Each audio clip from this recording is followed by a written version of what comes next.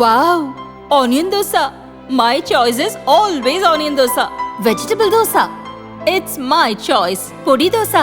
My choice is podi dosa. Wow! Masala dosa. It's always my choice. Dosa வகைகளில் ஒவ்வொருவருக்கும் ஒவ்வொரு choice இருக்கலாம். ஆனால் எல்லா வகை தோசைகளுக்கும் ஒரே சாய்ஸ் இதயம். சுரா கைட் 10ஆம் வகுப்பு பொதுத் தேர்வுக்கான புதிய பதிப்பு. அதிக மதிப்பெண் பெற சுரா கைட் அனைத்து புத்தக கடைகளிலும் கிடைக்கும். Also available on Amazon, Flipkart and surabooks.com. Tiruppur மாவட்டம் உடுமலை ஒன்றியம் குருவப்பநாயக்கனூர் கிராமத்தைச் சேர்ந்தவர் சரவணகுமார். வயது 41, மாற்றுத்திறனாளி. குருவப்பநாயக்கனூர் ரேஷன் கடையில் விற்பனையாளராக உள்ளார். பணி முடிந்தவுடன் மாலை நேரத்தில் ஆட்டோ ஓட்டுகிறார். குறைந்த கட்டணமே வாங்குகிறார். அயராத உழைப்புக்கு நடுவே பொதுநல பணிகளிலும் ஈடுபட்டு வருகிறார். பொருளாதாரத்தில் பின்தங்கிய மாற்றுத்திறனாளிகளை தேடி சென்று அரிசி, பருப்பு உள்ளிட்ட உணவுப் பொருட்களை நண்பர்களின் உதவியுடன் இலவசமாக வழங்கி வருகிறார்.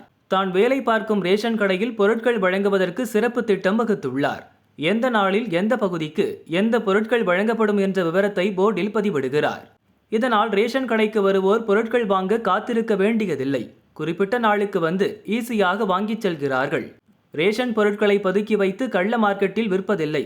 இதனால் ஸ்டாக் இல்லை என்ற வார்த்தையே சரவணகுமார் சொல்வதில்லை என்கின்றனர் மக்கள். இரத்த தானம், உடல் உறுப்பு தானம், மாற்றுத்திறனாளிகளுக்கான நலத்திட்டங்கள், கண்தானம் குறித்து சரவணகுமார் கிராமந்தோறும் விழிப்புணர்வு ஏற்படுத்தி வருகிறார்.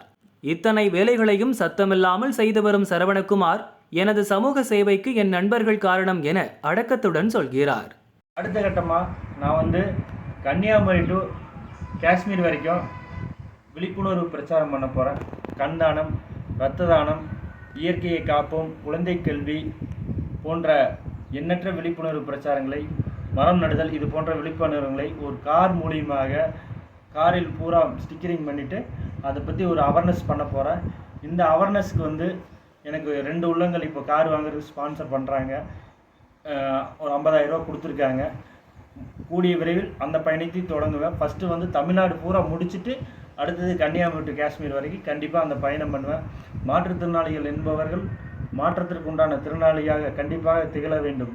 நாம் என்னை போல் இருக்கும் மாற்றுத்திறனாளிகள் கண்டிப்பாக நீங்கள் என்றைக்குமே வீட்டில் ஒதுங்கி இருக்கக்கூடாது.